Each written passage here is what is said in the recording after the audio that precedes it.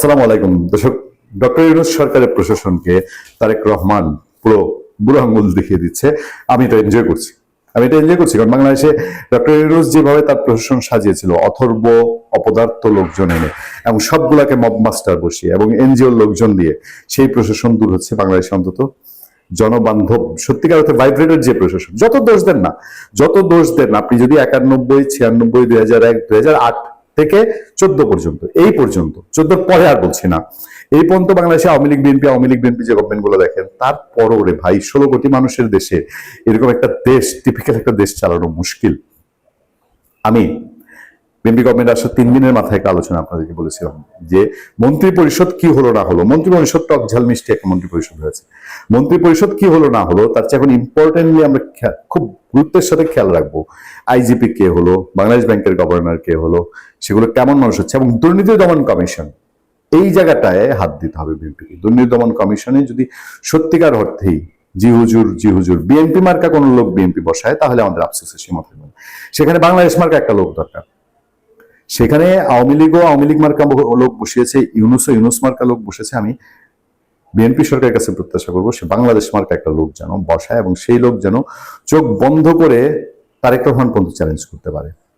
সেরকম একটা লোক দিয়ে যদি দুর্নীতি কমিশন সাজায়, এখন লক্ষণ দেখা যাচ্ছে। দেখেন, ইতিমধ্যে বাংলাদেশ ব্যাংকের গভর্নর খুবই বিতর্কিত আলোচিত হাসান এইচ মনসুর, তার বিদায় ঘন্টা বেজে গেছে। সেখানে নতুন বাংলাদেশ ব্যাংকের গভর্নর আসছেন, আলোচিত একজন ব্যক্তিত্ব অর্থনীতি খাতের মুশতাকুর রহমান, তিনি এসছেন। তাকে অলরেডি পত্রপত্রিকায় নিউজ চলে এসছে। ইন্টারেস্টিং খবরগুলো এসছে পুলিশের দিক থেকে। পুলিশে একদম ঢালাও পুলিশে আপনার পরিবর্তন শুরু হয়েছে, পুলিশ আইজিপি পরিবর্তন হয়েছে। সেই বাহরুল আলম, আমরা দুদিন ধরেই বলছিলাম, সে যখন অতিকথন শুরু করলো তখনই বলছিলাম যে মনে হয় বাহরুল আলমের চেয়ার নড়বড়ে। খবরে বলা হচ্ছে নতুন সরকার গঠনের পর প্রশাসনের সর্বস্তরে ব্যাপক পরিবর্তন হলেও মোহাম্মদ আলী হোসেন ফকিরকে আইজিপি হিসেবে নিয়োগের মাধ্যমে পুলিশ বাহিনীতে রদবদল শুরু হয়েছে। দেশের সার্বিক আইন শৃঙ্খলা পরিস্থিতি উন্নয়ন, মব ও সন্ত্রাস বন্ধ এবং পুরো পুলিশ বাহিনীর মধ্যে ভেঙে পড়া মনোবল চেইন অফ কমান্ড ফিরিয়ে আনতে হলে দ্রুত SB, RAB, range DIG, metropolitan commissioner, জেলা এসপি ও থানার ওসিদের মধ্যে পরিবর্তন আনা অত্যন্ত জরুরি। পুলিশ প্রশাসনে আওয়ামী লীগ 15 বছর দলীয়করণ করেছে। এরপর অন্তর্বর্তীকালীন সরকারের সময় জাতীয়করণ করা হয়েছে। সেখান থেকে বের হয়ে আনতে ঢেলে সাজানো হচ্ছে পুলিশ প্রশাসন।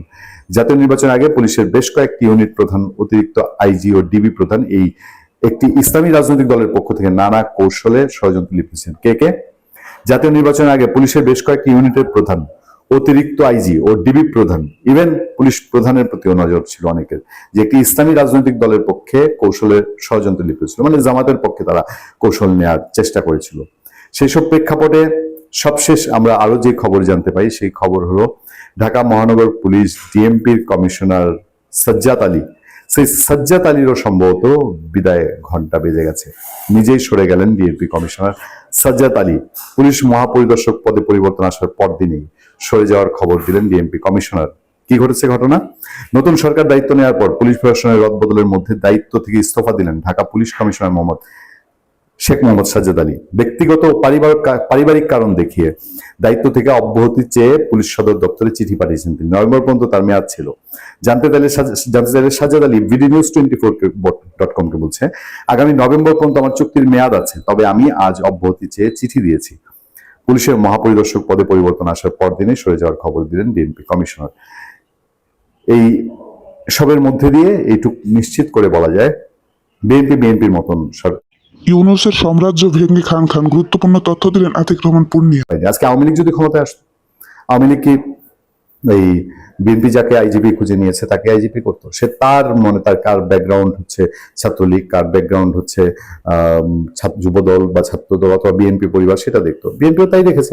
বিএনপি হচ্ছে ঢাকা বিশ্ববিদ্যালয়ের ছাত্রদল করা একজন মানুষ যিনি পুলিশে ছিলেন, তাকে খুঁজে নিয়েছে তার পুলিশের উপরে দায়িত্ব রাখার জন্য, আস্থা রাখার জন্য। কারণ এখন খুব ক্রিটিক্যাল একটা সময়, সেই সময়টায় বিএনপি যদি সঠিকভাবে গোছাতে না পারে বা প্রশাসন গোছাতে না পারে, তাহলে নানান রকম অস্থিরতা তৈরি হবে। এর মধ্যে 3 জন সচিবকে বিএনপি সরিয়ে দিয়েছে।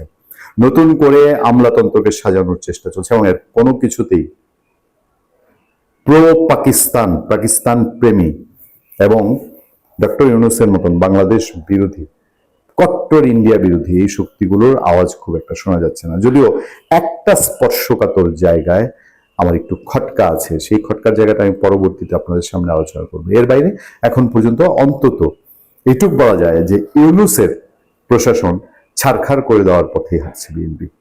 ভালো থাকবেন, সুস্থ থাকবেন। আপনাদের সাথে আমি আতিক রহমান, পূর্ণিয়া।